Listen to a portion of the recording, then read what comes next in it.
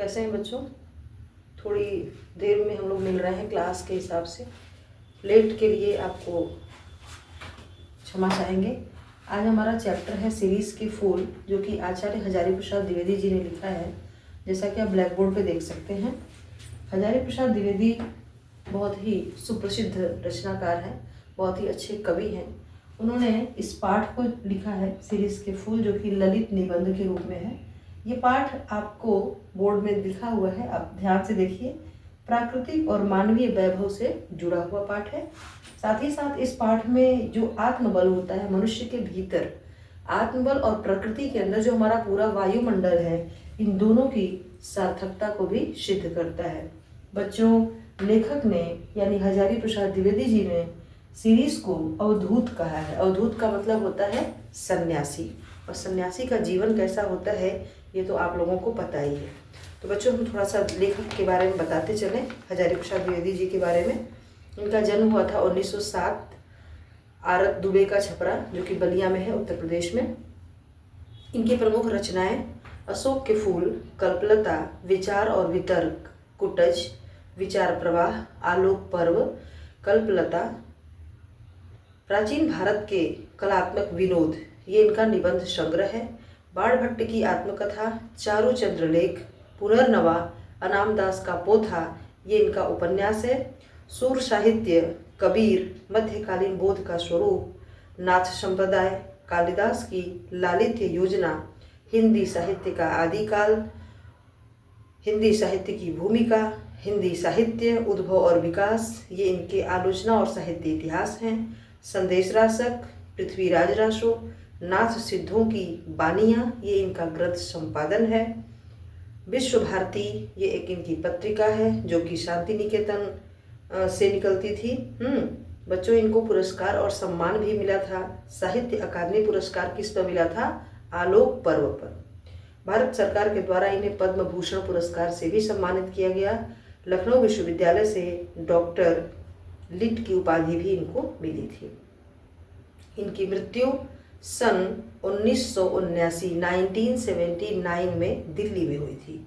बच्चों, ये तो रहा इनके जीवन से जुड़ी हुई बातें। अब हम लेखक के बारे में ये जानेंगे कि लेखक ने जिस पाठ को लिखा है उस पाठ से जुड़ी हुई कौन से गहरे आत्मबोध की बात हमें बताने की कोशिश की है। तो हजारी प्रसाद द्विवेदी का साहित्य जो है वो भारतवर्ष की सांस्कृतिक इतिहास की रचनात्मक परिणति मानी जाती है। उनकी रचनाएं हिंदी, संस्कृत, प्राकृत, अपभ्रंश, बांग्ला, ये सब रचनाएं उनकी इन भाषाओं में लिखी गई हैं। साथ ही साथ इनका जो साहित्य इतिहास है, संस्कृति है, धर्म और दर्शन है, आधुनिक ज्ञान विज्ञान की व्यापकता और गहनता लिए हुए है। ये ज्ञान का बोध कराने वाले पांडित्य और सहृदयता में अपनी रचना का संसार ऐसा ढाल कर हमारे सामने उपस्थित कर दिया करते हैं कि जो इनके विचारों की तेजस्विता है, जो विचारों में इनकी भाषा का प्रवाह है, जो ज्ञान का उजाला है और इनके जो कथन की लालित्य है, इस सब का बंधन शास्त्रीय संगम कहलाता है। और उन्होंने अपनी रचना में एक बात पर बल दिया है कि जो भारतीय संस्कृति है किसी एक जाति की देन नहीं है, बल्कि ये तो अनेक जातियों के श्रेष्ठ गुणों का संयोग है। द्विवेदी जी स्त्री को सामाजिक अन्याय का सबसे बड़ा शिकार मानते हैं और उसके लिए समाधान खोजने पर बल देते हैं। मानव की जिजीविषा, जिजीविषा का अर्थ क्या होता है बच्चों? जीने की इच्छा। और विजय यात्रा में उनकी अखंड आस्था है। इसी से वे मानवतावादी साहित्यकार और समीक्षक के रूप में प्रतिष्ठित हैं। कौन? आचार्य हजारी प्रसाद द्विवेदी। आगे इसके, जैसा कि मैंने पहले ही बताया कि ये इनका ललित निबंध है। इस निबंध के संदर्भ में लेखक हमसे कहना चाहते हैं कि कठिन और विपरीत परिस्थितियों में भी अविचल खड़े होकर के और कवि सीरीज के फूल को देखता है और उसके सौंदर्य की तरफ देखते हुए मनुष्य को प्रेरणा देने की कोशिश कर रहा है। वह गांधीवादी मूल्यों को भी महत्वपूर्ण मानते हैं और मनुष्य को आगे बढ़ते रहने की प्रेरणा देते हैं। जैसा कि हमने बोर्ड पे लिखा है, आप चाहे तो इसका स्क्रीनशॉट ले सकते हैं, पूरी बात आपको समझ में आ जाएगी। तो इन्होंने क्या कहा है अवधूत कहा है। किसको? सीरीज को। अवधूत का मतलब होता है सन्यासी। सन्यासी क्या करता है? अपने जीवन में किसी भी चीज़ से प्रेम नहीं करता है, उसके जीवन का एक लक्ष्य निश्चित होता है। इसी प्रकार से इस सीरीज के फूल का भी क्या निश्चित जीवन है और किस प्रकार उसे सन्यासी लेखक ने कहा है कि वो भीषण गर्मी में भी अपने कोमल पुष्पों की सौंदर्य को भी खिलता है। और इसकी तुलना उन्होंने किससे की है? कबीर से की है, कालिदास से की है, गांधी जी से की है, सुमित्रानंदन पंत से, रविंद्रनाथ टैगोर जी से, और कहा है कि पुराने को नए में बदलने का जो पक्ष है वो चाहते हैं कि पुराना अपना स्थान नए को खुशी खुशी दे दे। सीरीज के माध्यम से लेखक ने मनुष्य को उसी तरह से एक अजेय जिजीविषा और धैर्य के साथ समाज में, संसार में चिंतारत होकर कर्तव्यशील बने रहने की प्रेरणा दी है।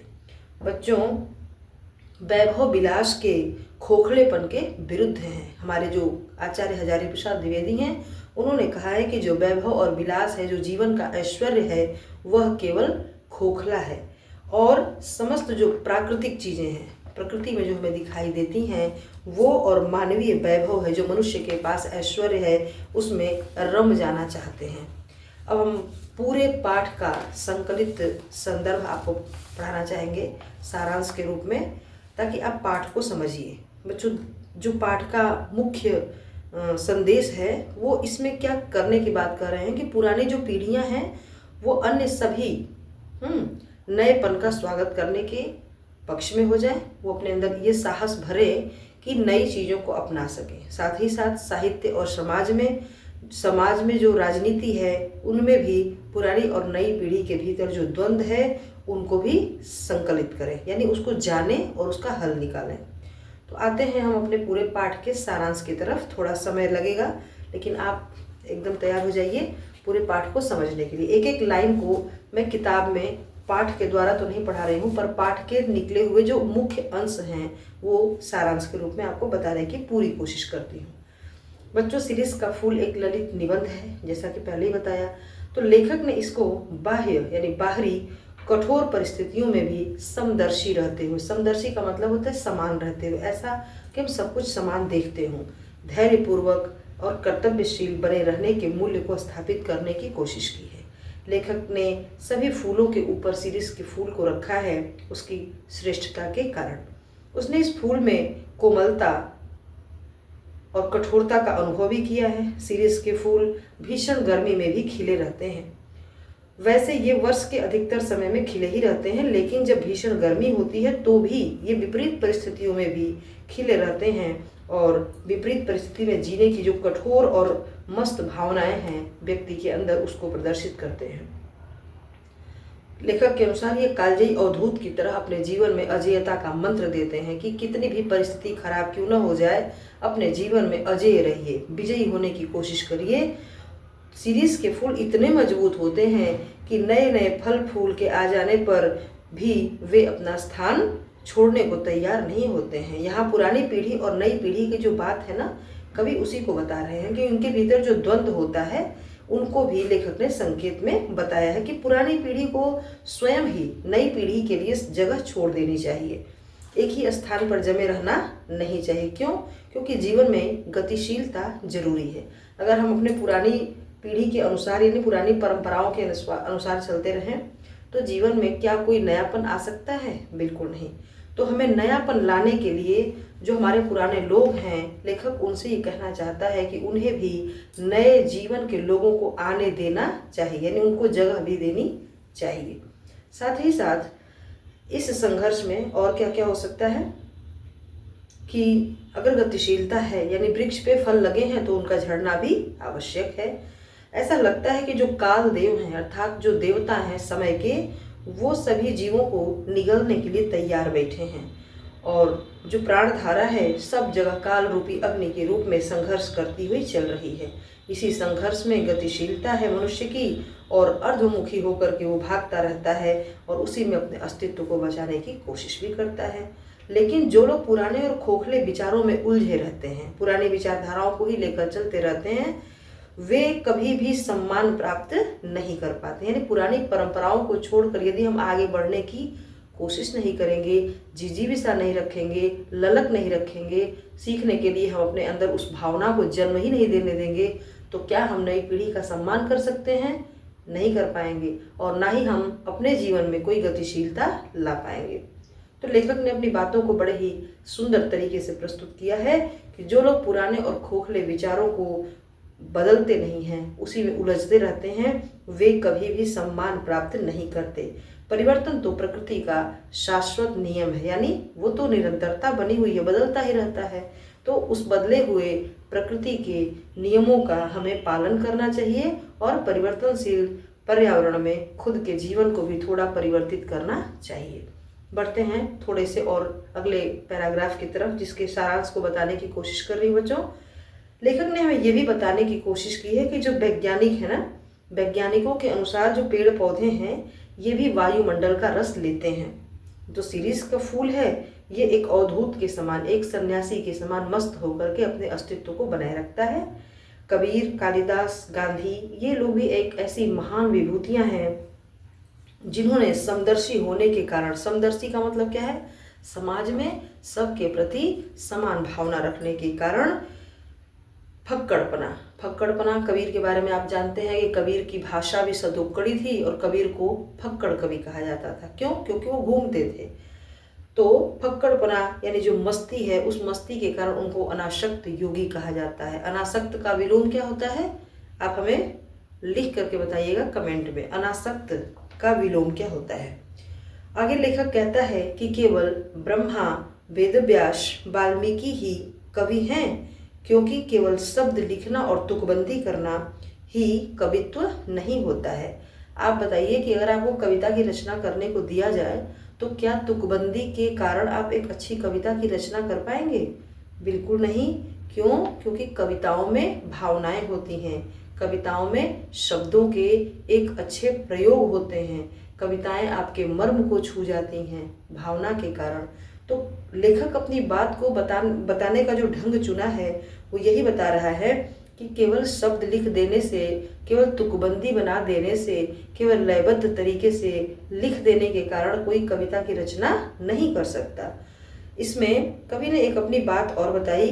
दुष्यंत और शकुंतला की कहानी आपने सुनी होगी, जो एक अच्छी प्रेम कहानी है। भारत में इसके चर्चा अधिकतर कही जाती है। तो दुष्यंत ने शकुंतला में केवल बाहरी सौंदर्य देखा, आंतरिक नहीं देखा। उसके प्रेम में शिरीष के फूलों जैसी अनासक्ति नहीं थी। इस सृष्टि को समझने के लिए योगी की अनासक्त का विलोम अभी हमने आपसे पूछा है, अब लगता है मुझे बता देना चाहिए। आसक्ति का विलोम होता है अनासक्ति, यानी कहीं जुड़ा होना और कहीं उससे अलग होना। तो अनासक्त शून्य दृष्टि और प्रेमी की सरस पूर्णता भी आवश्यक होती है। यानी कि अगर शिरीष का फूल है तो उसमें प्रकृति के प्रति अगर अपनी जगह से हटने के लिए आसक्ति लगी हुई है, प्रेम लगा हुआ है, वह अपनी जड़ छोड़ने को तैयार नहीं है जिस वृक्ष से लगा है, तो क्या वह अपने आने वाले नई पीढ़ी का स्वागत कर पाएगा? नहीं कर पाएगा। क्या वह प्रकृति में दूसरे को भी प्रकृति का प्रेमी बनने देगा? नहीं बनने देगा। लेखक आगे भी अपनी बात बताता है कि प्रेम में सरसता भी आवश्यक है। अगर सरसता नहीं है तो अनासक्ति हो जाती है, शून्य में दृष्टि हो जाती है और वह प्रेमी की पूर्णता समाप्त हो जाती है। लेखक कहते हैं कि कालिदास के अलावा, कालिदास का भी नाम आपने सुना ही होगा। कालिदास को क्या कहा जाता था? मूर्ख। जिस डाल पे बैठे थे उसी डाल को काट रहे थे। लेकिन फिर कालिदास ने जीवन को इस तरीके से अपने आगे बढ़ाया कि इतना अच्छा उन्होंने लेखन किया, इतनी अच्छी अपनी परिचय दिया, संस्कृत के सुप्रसिद्ध कवि बन गए, सुप्रसिद्ध लेखक बने। तो कालिदास के अलावा जो सुमित्रानंदन पंत हैं और रविंद्रनाथ टैगोर हैं, इनमें भी यही गुण विद्यमान था कि वे लोग बाहरी और आंतरिक सौंदर्य का वर्णन कर सके। यानी वो केवल बाहरी नहीं देखे, उन्होंने आंतरिक सौंदर्य को भी जानने की कोशिश की, उसका भी वर्णन किया।